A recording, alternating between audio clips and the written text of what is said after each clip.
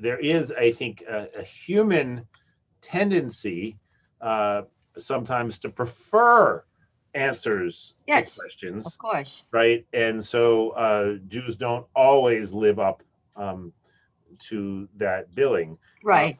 But I do think that by and large, right there, and I think that this is one of the reasons there is, why. I think, Oh, excuse a me. human tendency. This is why. This is why uh, we retained back when the Bible was being put together. Right. This is one of the reasons why Job comes directly after Proverbs. Right, in the book of Proverbs, which is very hard going in terms of reading, right, because it's all this sort of tendentious, how to be a good religious person. It's like, oh, really more of that, right? So, okay, yeah, it's all there, like you can find it all there, but then right after it, right, you've got Job, right, and Job is going to undercut all of that kind of quote unquote religious sort of thinking.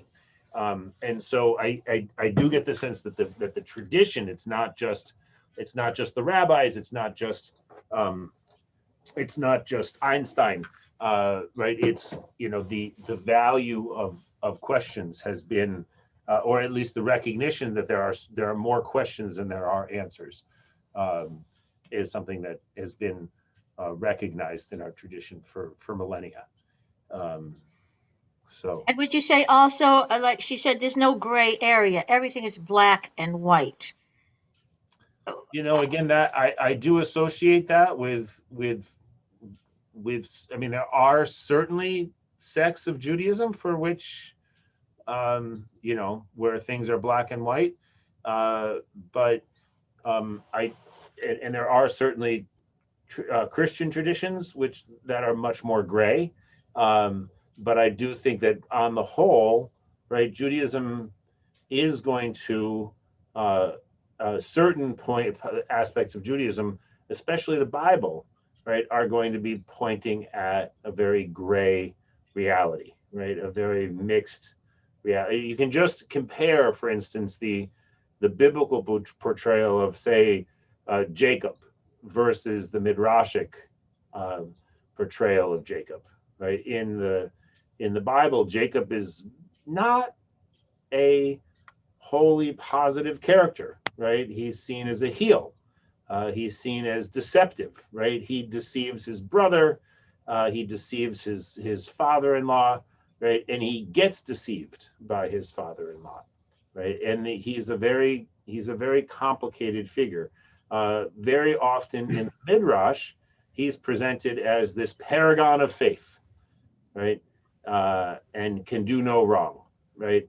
Which, and I see Connie shaking her head because obviously Connie has read, Connie has read the book of Genesis, and she knows that Jacob is no saint, right? Um, and so the fact that we have these really complicated human figures as our biblical heroes, again, right, is something it's different than in many other traditions. But But they read that tradition. They're reading the same Old Testament, but they just see it differently. I thought Judaism was a little more comfortable in the gray area it in the is. I mean, nuances. I think, Jeannie, that my own personal journey, right, it has to do with a sort of level of discomfort with even the lack of grayness in Episcopalian uh, uh, the Episcopalian reality in the 80s, which, in comparison to the Jehovah's Witness is like, uh, you know, is White, so as gray, it's gray as white. it comes, right? There's, a Jehovah's Witness would say an Episcopalian is completely gray and not black and white, right? Yeah. But for me, especially as a teenager, I think I was very black and white, but perceived, I perceived the Episcopal Church as being very black and white when I think I was not mature enough or wise enough to see the wisdom of that tradition as a kid. And so that's among the reasons why I went away from it. And then, I found that being religious was much more possible in the context of questions than in the context of answers. And that's one of the reasons why when I started going to synagogue, I immediately felt like, this is where I belong, much more than in a church. So yeah, I would agree with that, and I would also say that with as I get older, I also do see that there are plenty of places where the Jewish tradition has its own blind spots. The position of women. For goodness sakes, how could you believe in any of this nonsense if half the human race?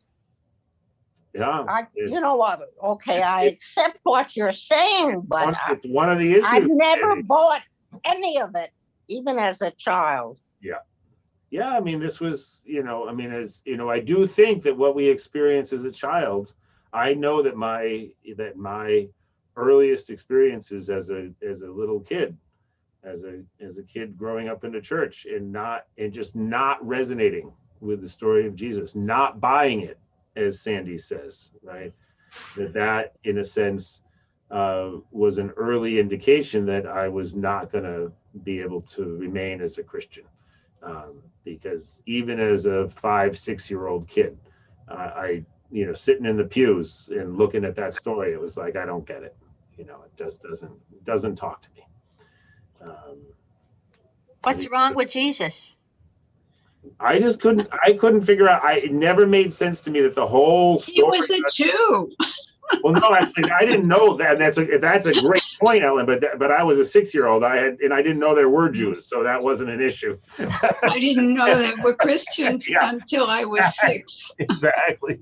So no, it wasn't that Jesus was Jewish. No, I just never could make sense of Jesus, of the story of Jesus. That the central story of Christianity was about the sacrifice of Jesus. It never made sense to me. But that's not the central story of every branch of Christianity. Maybe it is of most, but for some, it's not about the resurrection. You're talking about the resurrection. Well, I mean, the center of the mass in Episcopalian Christianity, right, is the story of the Last Supper and the crucifixion and the resurrection. So that was the central story as it was presented to me. And then when I began to experience Judaism and discovered that the central story, that at least as it was presented to me in the context of Reform Judaism in the early 2000s, and I really haven't changed my opinion about this so much, is that the central story of Judaism is the story of the Exodus, of liberation, and that really, so sort of salvation in terms of sacrifice and forgiveness from sin on one hand, or salvation in the terms of liberation from slavery, was just a much more compelling for me narrative, and has remained that way. So, Well, I didn't know that was the central story of Judaism. So I find this an interesting conversation. I mean, other people may be annoyed that we're not talking about Joe, but I mean, I find it interesting to have a conversation about general principles. Yeah, right, exactly. No, I mean, when you go to a christening and the emphasis is, you're looking at this cuddly little baby, and the emphasis is on protect this cuddly little thing from sin, it doesn't resonate. It just doesn't resonate. But it answers some questions. Where does evil come from? Right. And I think I have a lot of Christian friends, and I think there is a greater search for a belief in what I know of Christianity. It makes people more comfortable, especially in the Catholic Church. I have a lot of former Christian friends. Yeah, it raises a lot of questions, and and I also and I just think in general that in general, in our culture, there's been a kind of wedge stuck between people who are religious and people who are not religious, based on some sort of understanding of a belief in God. And I think that sometimes, and whether that's because of a sort of a a politicization of it, or a sort of the simple-minded kind of atheism that became popular a couple of years ago, the Richard Dawkins and Sam, whatever his name is, kind of atheism that became popular, that that there's this notion. I was talking to a friend the other day who says, "Oh, that person's a scientist." I was like, well, what does that have to do with anything? Einstein. I mean, I'm just, I have a colleague whose husband is a astrophysicist. I mean, he is as serious a scientist as comes along, and he's written a whole book about Kabbalah, and the links between astrophysics and religious belief. And so, I mean, and I'm not saying that, everyone who's a scientist is a religious person, on the contrary, right? But just there's no necessary, you can't say about someone, oh, they're a scientist, and that means that they are some sort of simplistic atheist. Go ahead, Connie. Simply, it makes sense to me. When I think of Christianity, I think of it as a religion of faith. When I think of Judaism, I think of it as a religion of action. Yeah, and I think that's as sort of broad strokes, distinctions between the traditions. I think that that's not unreasonable, right? We that there's this big emphasis in Martin Luther, right, of saying that you can only justify yourself by faith, no matter what you do, right, in the world, no matter what your acts are, right, that will never be a justification for you. You can only justify yourself by faith, right? Now, as with every sort of broad strokes generalization, obviously it'll break down. Like, for instance, my parents, right? My father is a very sort of faith-based Christian. My mother is a very acts-based Christian, and so I grew up with sort of both models, and it's interesting to see how much more comfortable my father is with acts than my mother's become with faith. By the way, check out the current issue of Atlantic, which has a very interesting article on the American religion. Yes, right. I mean, I do think where the United States is an outlier, in the sense in which, for many, many decades, we were much more religious than the rest of the Western world, certainly than Europe, right? And there's ways in which that appears to be shifting a little bit. And what that exactly means, I don't know.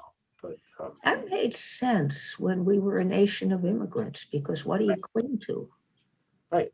You cling to the parish, you cling to the shul. Right. In a lot of, right. And also that a lot of our religiosity is based, was based, at first it was based on, where we came from, right? All the Lutzman shuls, that, we had, we gather according to our ethnic background, right? And now, right, we have these mega churches, right, that bring all kinds of different people together into people are so thirsty for meaning. But it is a fascinating question. All right, so Book of Job. Let's get started. I apologize for waxing so what's the word I'm looking for? Eloquent. Oh, I thank you. That's very nice. I was to say nostalgic about We'll forgive. We'll forgive. about We're my a forgiving people. Yeah. Far from where you started in that Yes, discussion. I am definitely far from where I started. It's my fault because I asked a question about. Oh no, I actually didn't mean that way, Jeannie. I just meant that I grew up a nice Episcopalian boy, and now Whatever that means. whatever that means, exactly. All right, So we just finished. The last time we met, we were focused on chapter 5, and we had just finished it up. I'm just going to make this a little smaller so I can see it more easily on my screen, since I only have one screen today, not two.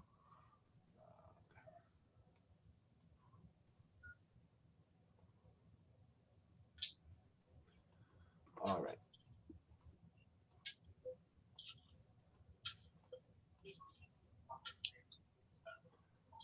Can't see a thing. All right, so we'll see. We saw in chapter 5, right, that on one hand, this is Eliphaz, right? Eliphaz, who is one of Job's friends. So just to sort of give us, the background to make sure we're all in the same place, right? That Eliphaz and I forget the Bildad, and then there's one other guy. They are presented as folks who come, like good friends. They come to comfort Job in his affliction. Then when they actually get around to trying to comfort him, right, lo and behold, they are not so nice, right? And so on one hand, Eliphaz sort of makes fun of Job for this sort of dream vision that he had, right? That Job had a vision in a dream where he sort of realizes that there's no way for people to escape their sort of fate of being sad, and it's in his or of being of suffering, right? Suffering is inevitable, right? And that it's not because of any particular crime or action, right? It's just that humans, in a sense, just by virtue of being born, will end up suffering. So Eliphaz makes fun of that, right? And then we were talking about sort of sin versus not sin. One of the big arguments between Job and his friends, right, is to what degree are humans by their nature sinful, right? To what degree are we born, as certain traditions would say, right? Born of sin, right? And to what degree are we just doing the best we can, right? And of course, we're going to make mistakes, right? Because we're human, right? But we're not evil, right? And this is an argument that occurs several different places in the Bible, right? But this is one of them, right? And then the idea, right, of God's overwhelming power, right? So we see here, verses 6 and 7, right? We see affliction cometh not forth from the dust, neither does trouble spring out of the ground, but man is born unto trouble, as the sparks fly upward, right? That just by, that people are trouble, right? This is not so different, perhaps, than what God discovers in the book of, Genesis about Noah. Or not about Noah, but about the, after the flood, people, God sort of realizes, look, there's something about humans that's going to make them, make them trouble. And so if I go and destroy every human who ever does anything wrong, there's not going to be any humans left, right? And then So so that sort of thing, and that is something that Job will sort of go back and forth. On one hand, Job is going to say, no, I'm not guilty, right? Whatever punishments I'm receiving, right, they're not because of any crimes that I have committed. On the other hand, there will be times when Job says, will you not acquit me for my faults, right? Acknowledging that as a human, he's not perfect. Right? I actually don't think that those two things are completely incompatible, right? Right? That yes, we are humans, so we are not perfect and we make mistakes. And at the same time, right, that even if we make mistakes, we don't necessarily deserve, right, the level of suffering that we often endure. Right? And then the sort of the theme of God's sort of overwhelming power. Right? This is Eliphaz, right? But as for me, I would seek unto God, and unto God I would commit my cause, who doeth great things and unsearchable, marvelous things without number, so on and so forth, right?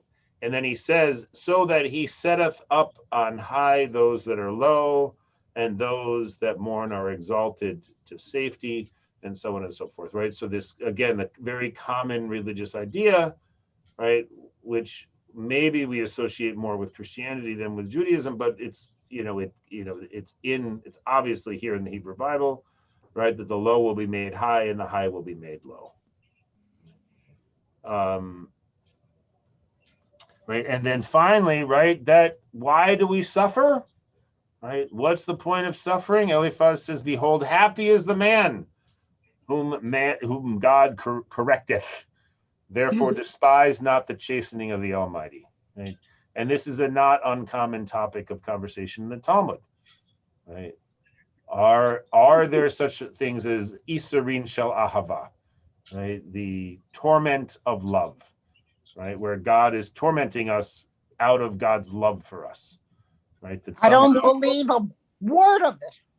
Well, I mean, yes, yes, and at the same time, right? Not it. These are not ideas that are limited to Judaism, right? These are ways that humans over many millennia and through many cultures have tried to make sense of the reality of human suffering. Yep. Right? Do we suffer for a reason? And one of the reasons that many cultures have come up with is, we suffer because suffering offers us some level of opportunity for improvement.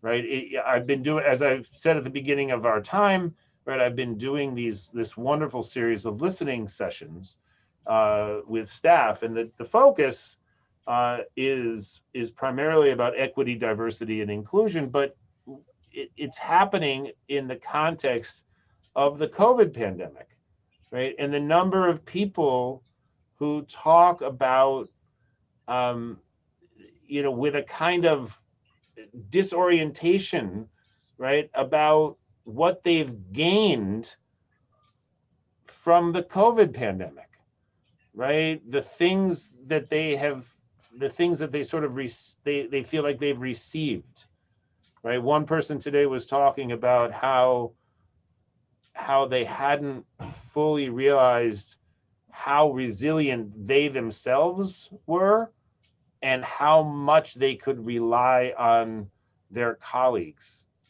to support them through difficult times, and that this was this kind of gift that had been given in that they wouldn't necessarily have received if it weren't for the terrible suffering that we've all gone through, right? And so there's these, there are these. It's very confusing, right?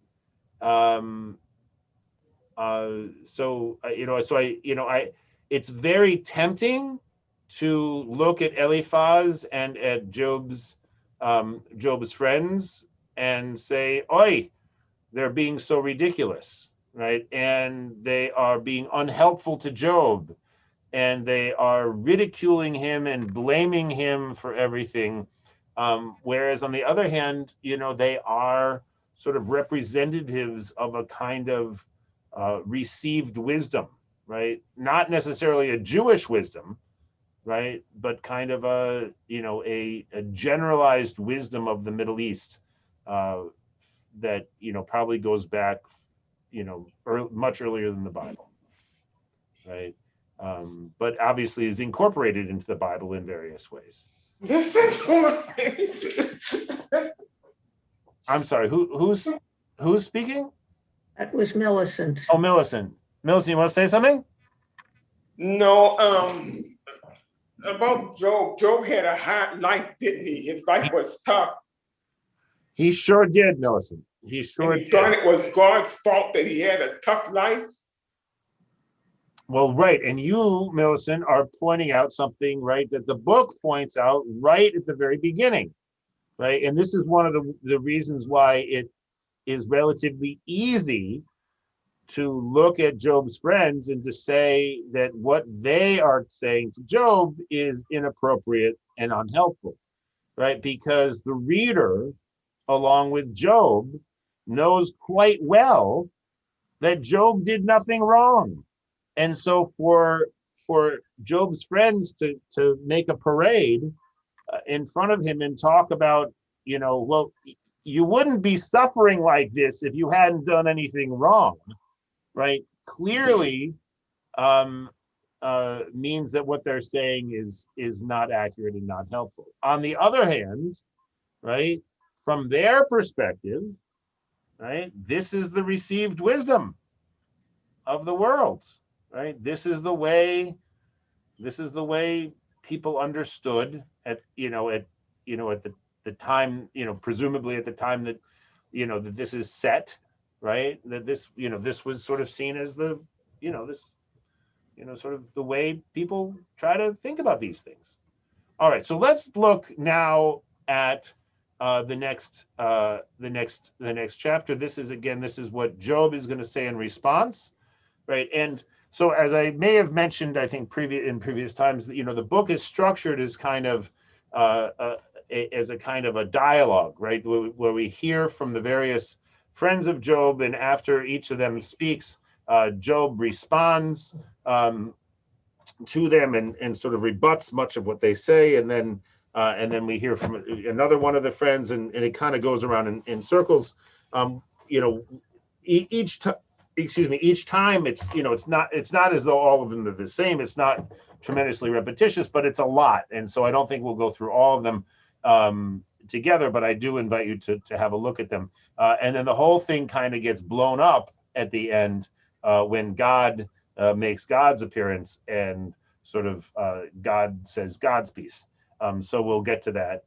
We'll do that the next time we get together. So I will read now, and again, just in this translation, not that I'm saying that this is the best translation, whatever translation we have on, you know, together on the screen. So then Job answered and said, oh, that my vexation were but weighed, and my calamity laid in the balances altogether. For now it would be heavier than the sand of the seas, therefore are my words broken. For the arrows of the Almighty are within me, the poison whereof my spirit drinketh up. The terrors of God do set themselves in array against me. Doth the wild ass bray when he has grass? Or does the oxen low over their fodder? Can that which hath no savor be eaten without salt? Or is there any taste in the juice of the mallows?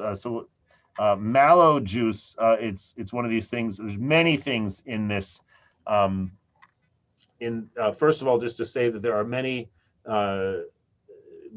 This is a very disjointed chapter, but one of the things that sort of holds it together is a kind of regular use of metaphors related to taste and food, and also that, you know, as with much of the book of Job, many of the words that appear in this book appear only in this book and only once. So when you have such words in the Bible, it's very hard to know how to translate them because there's no other no other instances to compare them to. Mallows are zucchini in a great part of the world. Yes. Or Yes. So that's how zucchini in a great part of the world are called mallows. right. So that's how they're translating this word. But just to point out that this note is not in this translation, right? That they don't really know if this is mallows or if it's something else.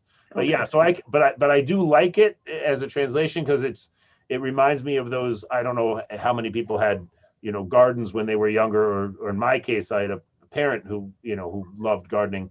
And we used to end up with these enormous zucchini at home, and they had absolutely no flavor. It was just like eating flavorless pulp. So Fresh from the garden. exactly. Exactly. Okay. My soul refuseth to touch them. They are as the sickness of my flesh. Oh, that I might have my request, and that God would grant me the thing that I long for, even that it would please God to crush me, that he would let loose his hand and cut me off. Then should I yet have comfort. Yea, I would exult in pain, though he spare not, for I have not denied the words of the Holy One. What is my strength that I should wait? And what is mine end that I should be patient? Millicent, are you still there? Yes. Yeah, that's a great question. I'm sorry, I saw that you raised your hand, but then I couldn't find you on the screen. So thank you. So your question is, was Job punished for blaming his tough life on God by God? That is a great question. I'm not sure that I have an answer, and even if I did, I wouldn't want to answer it until we actually read God's response to Job, which happens at the very end of the book. And it is actually kind of interesting, right? To what degree, we discussed this last time, to what degree does Job actually curse God for Job's afflictions, right? And to what degree does Job just sort of wish that it would be over, right? And it's a really good question, and it's a very and I'm reminded that these are questions that are very active, right, in the lives of people, right? That there are I do encounter people, especially at Hebrew Rehab, right, who are ready to die, and they don't understand why they have to wait any longer. Why am I still alive, right? Yeah. Why do I still need to suffer, right? For some people, that's kind of where it is, right? For other people, it is connected, actually, as Millicent is suggesting, right, with this sort of deep-seated anger at God. And what's interesting is that it doesn't always matter that a person believes in God or not, right? Some people who claim not to believe in God will be very angry at the God they don't believe in, right, for keeping them around. So I think it's a very complicated human question, right? So Millicent, my answer to your question is that I don't know, and B, let's wait and see what God has to say about it, because God actually makes an appearance at the end of this book. So in a couple of weeks, we'll have a look and see what God says. So if you don't mind holding off on needing an answer, that would be great. Okay. All right. So what is my strength that I should wait? And what is mine end that I should be patient? Is my strength the strength of stones, or is my flesh of brass? Is it that I have no help in me, and that sound wisdom is driven quite from me? To him that is ready to faint, kindness is due from his friend, even to him that forsaketh the fear of the Almighty, right? So here he's saying, like, even if I do, give up faith in God, does that mean that I am not that, my friend should abandon me, right? And then now he says he's this beautiful extended metaphor about a wadi. My brethren have dealt deceitfully as a brook, as the channel of brooks that overflow. So this is a wadi, right, in the Middle East, right, a dry valley, right, that is that in the winter, right, in the rainy season will be full of water, but in the summer, in the dry season will be empty, right? So my brethren, he says, have dealt deceitfully as a brook, as the channel of brooks that overflow, right, which are black by reason of the ice, and wherein the snow hideth itself. What time they wax warm, they vanish. When it is hot, they are consumed out of their place. The paths of their way do wind, they go up into the waste and are lost. The caravans of Tema looked, the companies of Sheba waited for them. They were ashamed because they had hoped. They came thither and were confounded. For now ye are become his. Ye see a terror and are afraid. Did I say, give unto me, or offer a present for me of your substance, or deliver me from the adversary's hand, or redeem me from the hand of the oppressors? Teach me, and I will hold my peace, and cause me to understand wherein I have erred. How forcible are words of uprightness, but what doth your arguing argue? Do ye hold words to be an argument, but the speeches of one that is desperate to be wind? Yea, ye would cast lots upon the fatherless, and dig a pit for your friends. Now therefore be pleased to look upon me, for surely I shall not lie to your face. Return, I pray you, let there be no injustice. Yea, return again, my cause is righteous. Is there injustice on my tongue? Cannot my taste discern crafty devices? All right. I love the reference to snow. Yes. Not very often. Not very often, right? In the wadis of the ice Middle and East. snow, right? Not super common. It does happen, right? Snow in Jerusalem. Sometimes in Jerusalem, but not in the wadis. Right. Very rarely in the wadis, but I do think it's remarkable, right? That it's there. Wonderful reproach to his friends. It's a huge reproach. Yes. Right. It's a huge reproach, and he said, and again, not that everything is completely clear in this, right? I don't want to pretend that I understand every line, but I do think that the overall, this is a rejection, right, of the notion that what a suffering person needs, right, is lectures about how their suffering really is for their own benefit, right, and how they should, really recognize that they wouldn't be suffering if they were actually upright people. And so, every kind of self-satisfied person who comes and tries to comfort by telling someone that things aren't as bad as they really seem or whatever, right, I just amazed, right, at how relevant this kind of conversation is. All right, so let's look at chapter 7, and then we'll probably close for today. All right, so in chapter 7, right, the book I have here points out that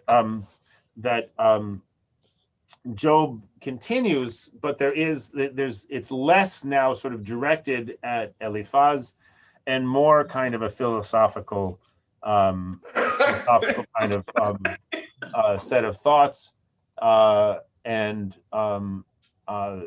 directed here. He says he directs his words to God, right? Very interesting imagery here. Is there not a time of service to man upon the earth? And are not his days like the days of a hireling? As a servant, right? Ke'eved, right? As a servant or a slave that eagerly longeth for the shadow, and as a hireling that looketh for his wages. So I am made to possess months of vanity, and wearisome nights are appointed to me. When I lie down, I say, when shall I arise? But the night is long, and I am full of tossings to and fro unto the dawning of the day. And so there are there is, again, as this is not anything original to me, but this is reminiscent of Ecclesiastes, right? Life, all life is fleeting. Hevel, right? Okay. My flesh is clothed with worms and clods of dust. My skin clotheth up and breaketh out afresh.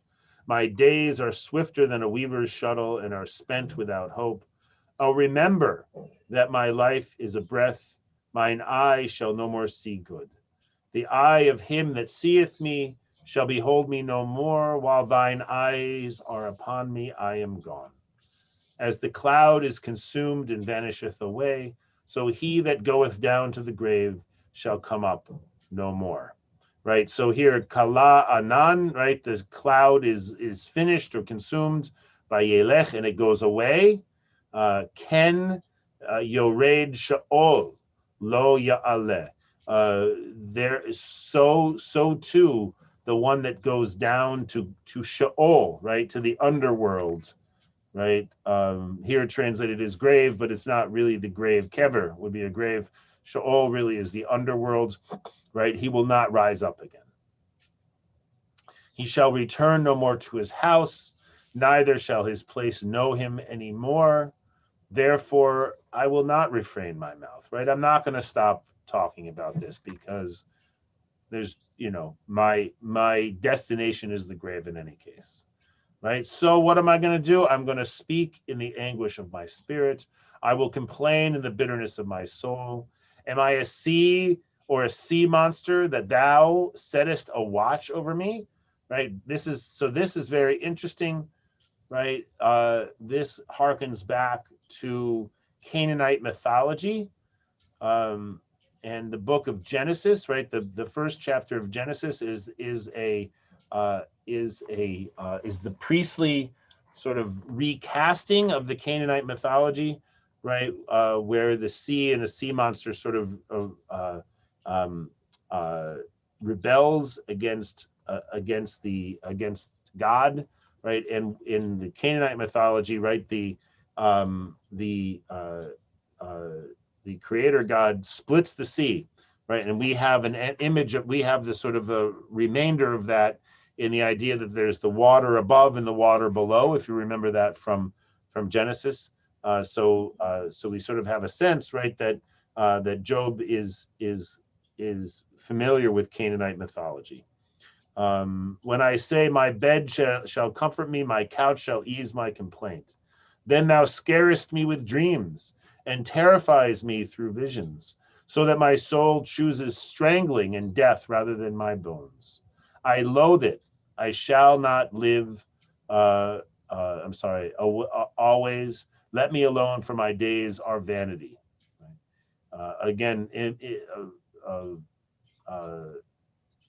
reminiscent of Ecclesiastes. All right, and then I love these lines. What is man that thou shouldest magnify him, and that thou shouldest set thy heart upon him, and that thou shouldest remember him every morning and try him every moment? How long wilt thou not look away from me, nor let me alone till I swallow down my spittle? If I have sinned, what do I do? What do I unto thee, O thou watcher of men? Right? Even if I have sinned, what could I possibly do to you? Right? Right? How bad could this sin be that you would want to punish me if I had sinned? Why hast thou set me as a mark for thee, so that I am a burden to myself? And why dost thou not pardon my transgression and take away my iniquity? For now shall I lie down in the dust, and thou wilt seek me, but I shall not be. All right, so Rabbi, is he acknowledging the fact that maybe I did have transgression and iniquity, even though before he said he was completely blameless? Well, this is interesting, right? I mean, I find this to be very, very, this gets to what we were saying before, right? That on one hand, right, the book of Job is very clear that Job did nothing to deserve, right, the punishment that he's received, right? And on the other hand, right, Job is human.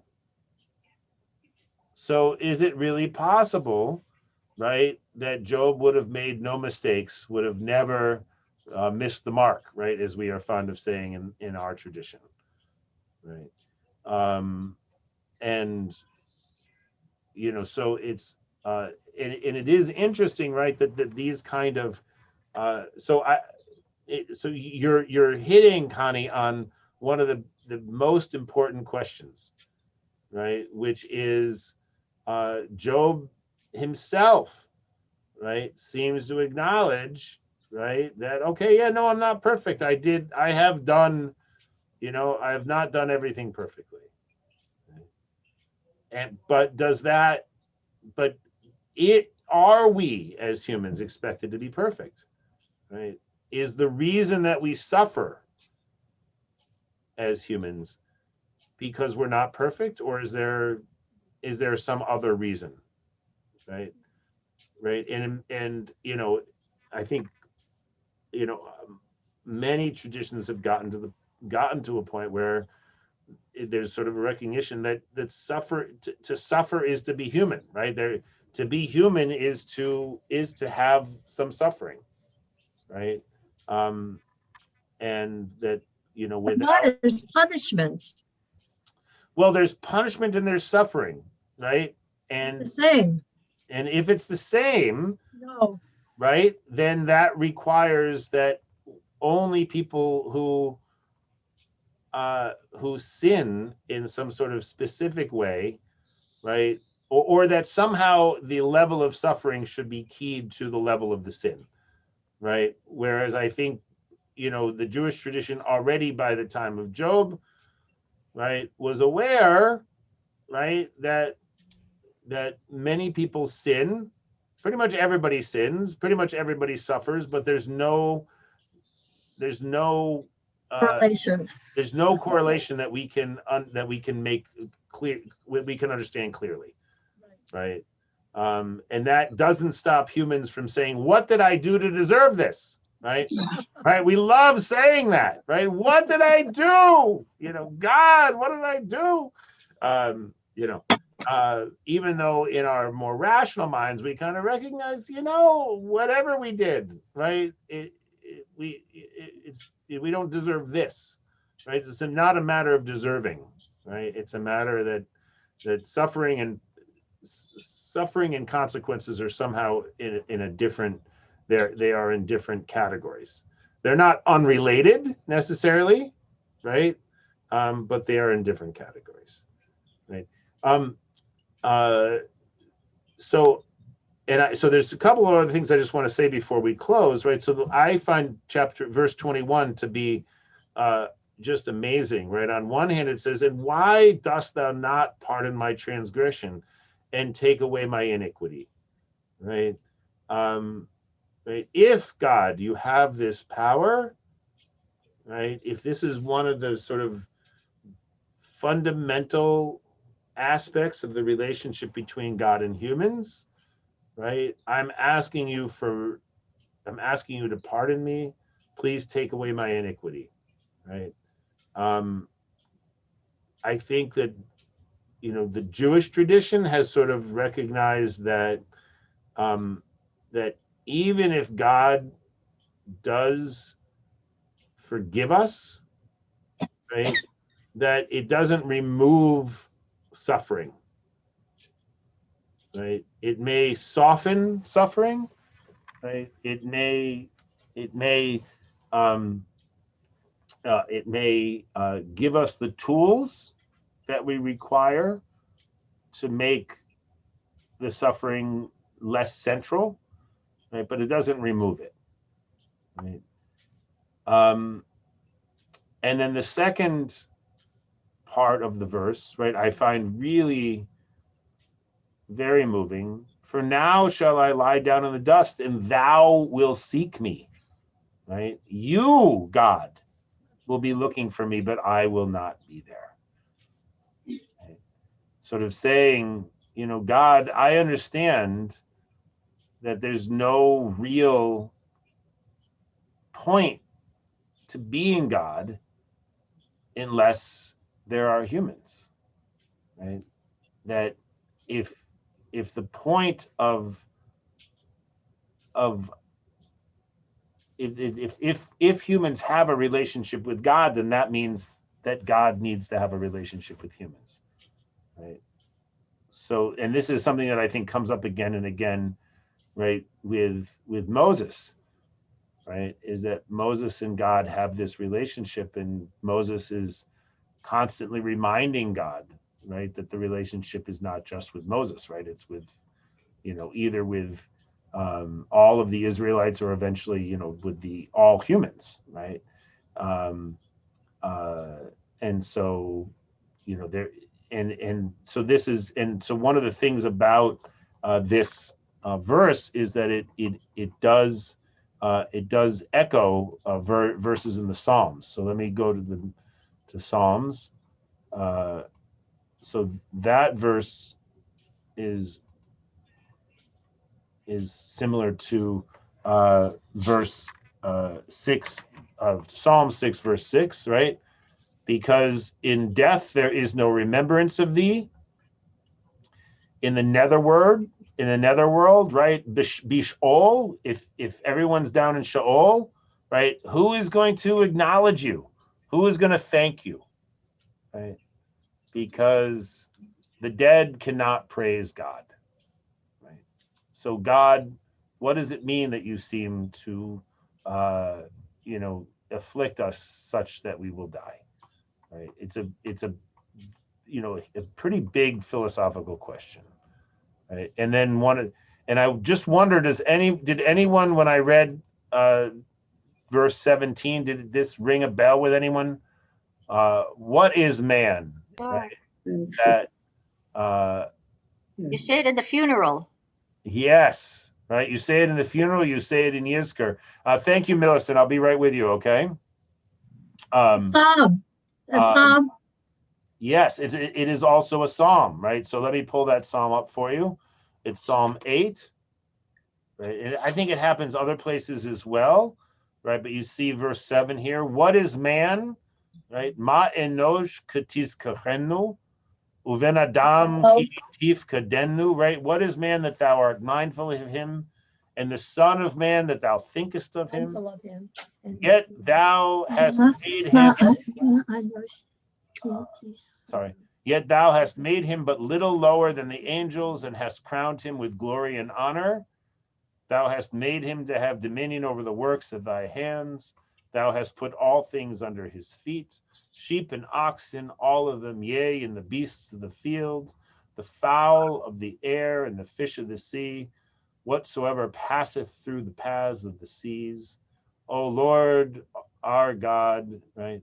How glorious is thy name in all of the earth, right? So yes, we say this at funeral, at the unveiling ceremony. This is one of the things that we say, right? And there's of course this sort of supreme, I mean, I guess irony might be one word, but there's a sort of tension almost, right?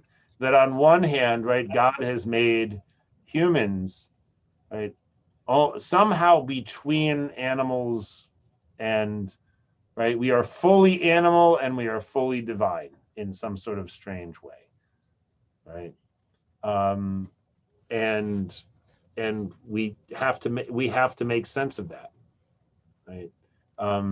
Here, it's sort of this almost a celebration, right?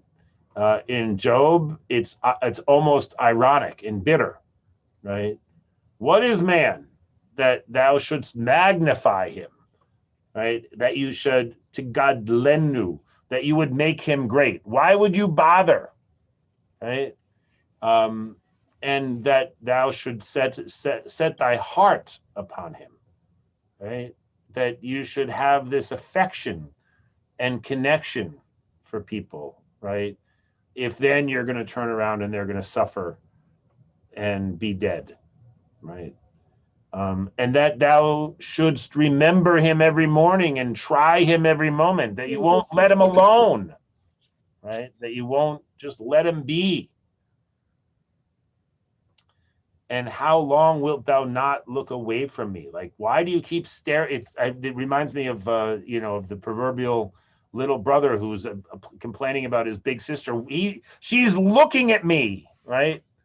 She keeps looking at me. She won't let me alone, right? And would not let me alone even long enough for me to swallow my spittle, right? Which the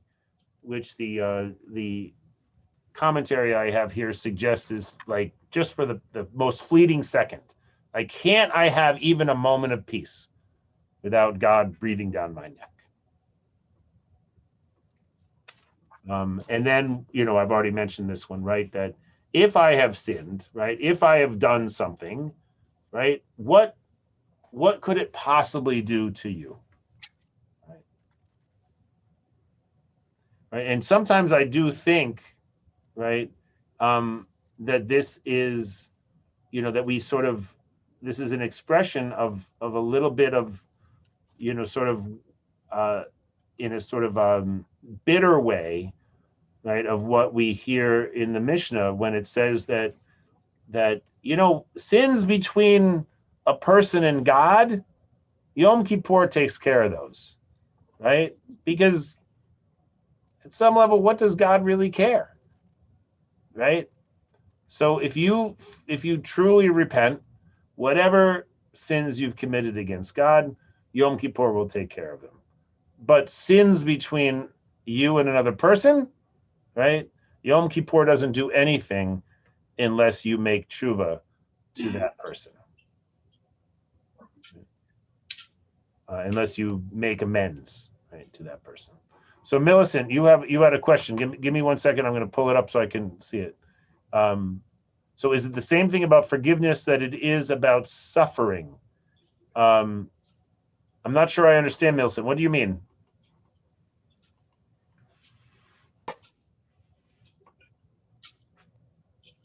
Oh, I can't hear you. Sorry, you're still muted. Yeah, there you go. It means that the suffering can be waned off, some and reduced. If you do something about it, somehow it can be reduced. But just because it's reduced, that don't end the suffering. You still suffer, but the suffering's reduced. That's the same thing about forgiveness, isn't it? Well, yeah, that's an interesting question, right? That in the central prayer on Rosh Hashanah and Yom Kippur, right, we have this sort of notion that that we don't know what's going to happen. We're in a sense we're all a little bit like Job before all of Job's sufferings, right? At the beginning of every year, we don't know what the upcoming year is going to hold. Is it going to be a good year? Is it going to be a bad year? Is this the year we're going to die? Or are we going to make it through a whole nother year, right? And so there's one way, right, in sort of thinking about it, where we could say, well, it is all based on us, right? What we do determines, whether or not, and then, but really the fact of the matter is that we don't know, and so much doesn't depend on us, right? And then we can forgive somebody to do a hat. We can forgive someone who has done bad, very bad to us. And that hate just it's still there. A little bit of it's still there, but it's in God's hands, right? Oh, right. I mean, well, that's a whole other question, right? No, it is, and it's the same thing. When I was bringing up to you, I said about the suffering. It's the same thing. Right. You just didn't understand. No. But what I'm saying, Millicent, is that there's the question of God forgiving us versus us forgiving other people for things that they do. That's what I'm saying, is that it's different, right? He can forgive us for hating someone. Right. Well, right. And so that is all that, and that's one of the things about Christianity that I think can be quite beautiful, right? Is that there is sort of a recognition that we often as humans have, there's a real benefit to forgiving people for what they've done to us, right? Even if they don't ask for our forgiveness, right? But it's their fault that did whatever they did that caused us to hate us. It's their fault. Exactly, because the hate is in them, and we don't need to accept that hate, right? But right, to us. right. But there's the other side of it, right? Is if we have sinned, right? And in this case, right, the idea would be that we've sinned against God, right? When we hate it, when will he hated God them, forgive us, right? And do we need to suffer because of sins that we've committed against God? And what happens, right, if we don't commit any particular sin and we still suffer, right? But yeah, no, I mean, these questions are fundamentally, I think that, the book of Job would suggest, by not answering any of these questions, that these questions aren't at one level, these questions aren't answerable, right?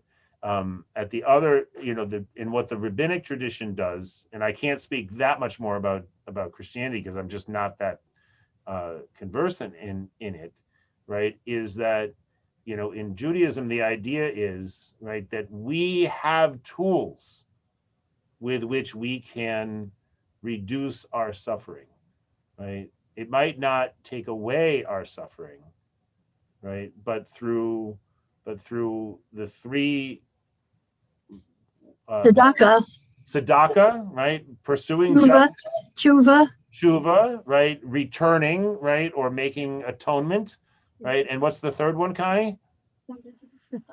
And begins with Tefillah,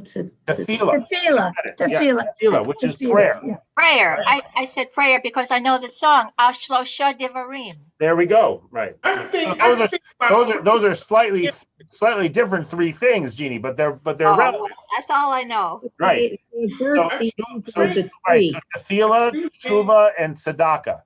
Right. But then, Rabbi, then we'll avert the decree. They avert. Exactly. They avert it. Although avert is the translation, ma'arivin is the word, right? So there's various translations for that word. Some say avert, some say soften. The way I like to think about it, or the way I've been toying with thinking about it. I haven't been thinking about it long enough to say that I like it. But the way I've been toying with it, right, is that these are tools that our tradition gives us to deal with the suffering, right?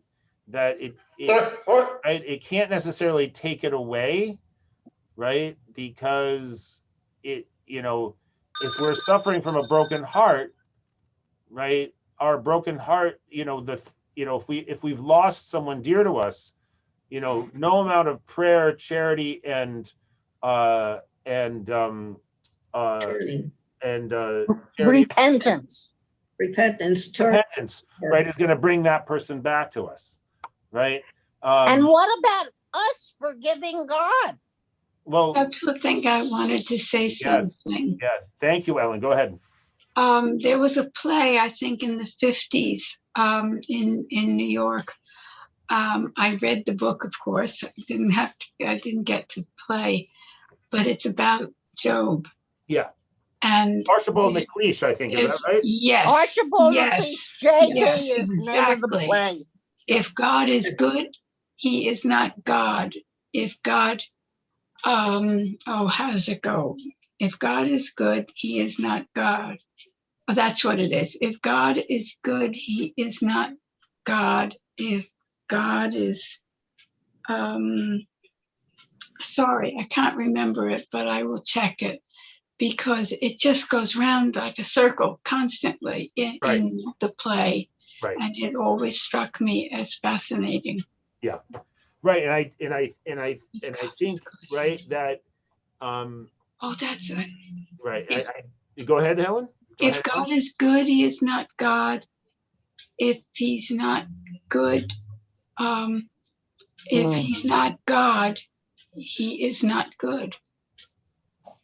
Yeah, right. There's a, it's actually interesting. There's this book that's sitting right in front of me. I'm squatting in an office in Roslindale, and there's this book that is on the shelf of my colleague, which is, it's called Monster God, right?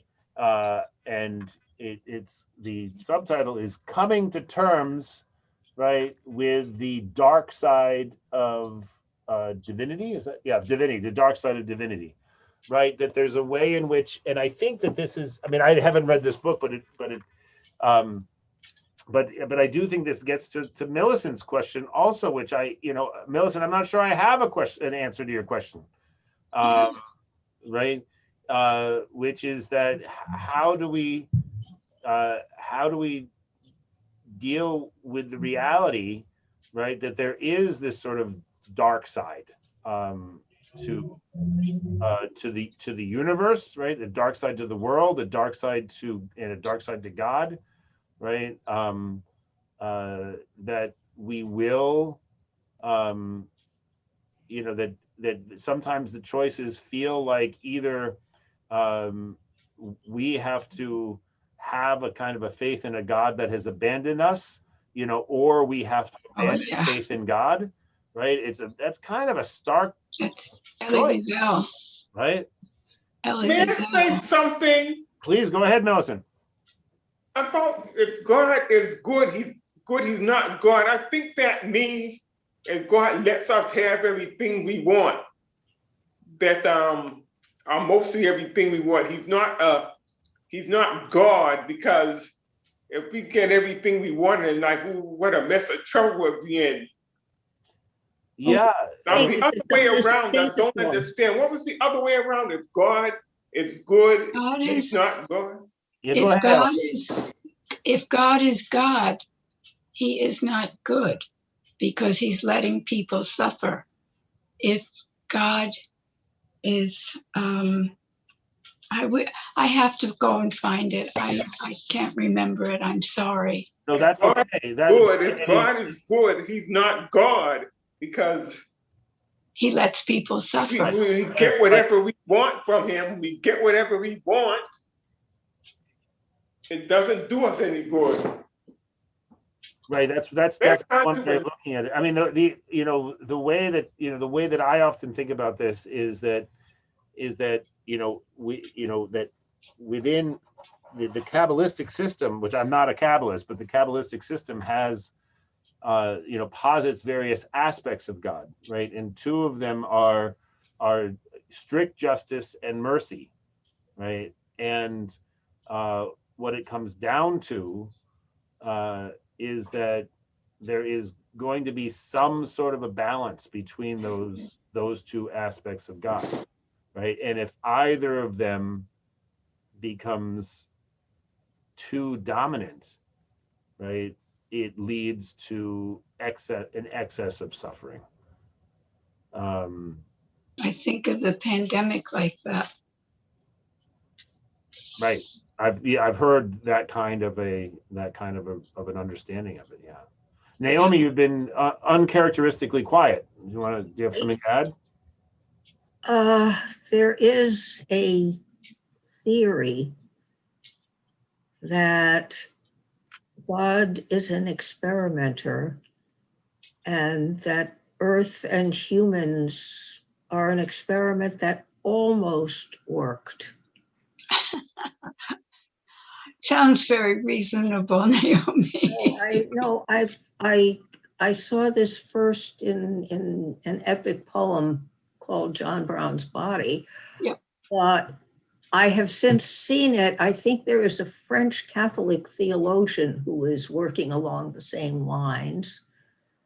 And in a way, all of the tzedakah, tefillah, etc., gives us the ability to say to God, listen, knock it off. And also the ability on the part of a congregation to bring an indictment against God. And I heard a rabbi coming very close to doing it once. So there are all sorts of ways in which humans, in a sense, argue back. Yeah.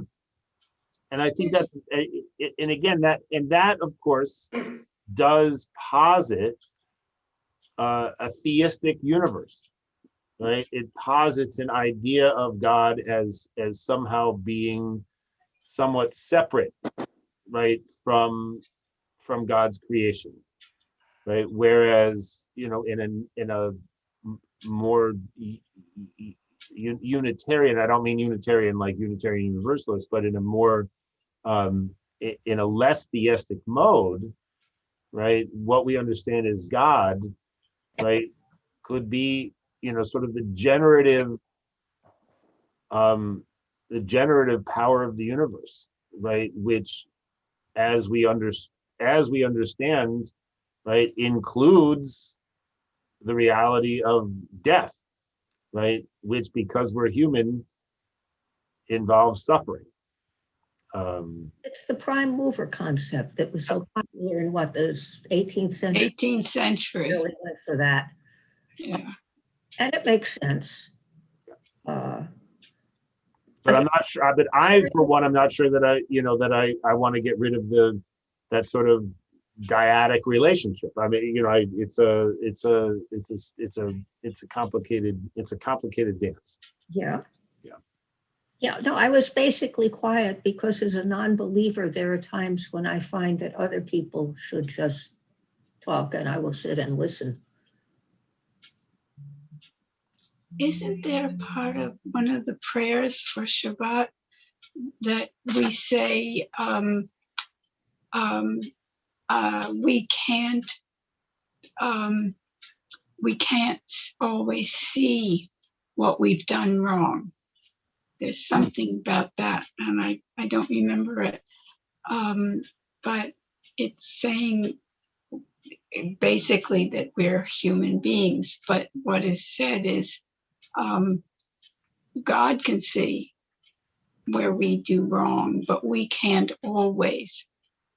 And I'll try to find it for Shabbat. Yeah, well, I mean, and that's a great way I think it's a great place for us to end, Ellen, right? Because, you know, whether we have a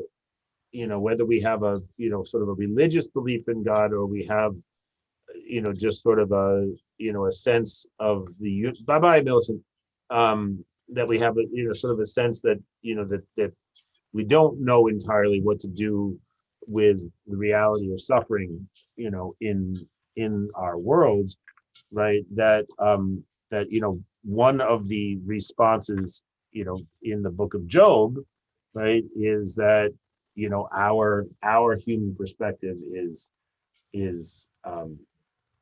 you know, completely limited, and so we will get to that next, you know, next time we talk about the book of Job. We'll flip to the end and we'll get the punchline. Rabbi. Yeah. Thank you. Go ahead. What did you say? I said thank you for this great discussion. You're welcome. Thank you to all of you. Millicent has disappeared, unfortunately, but thanks everyone for sticking around.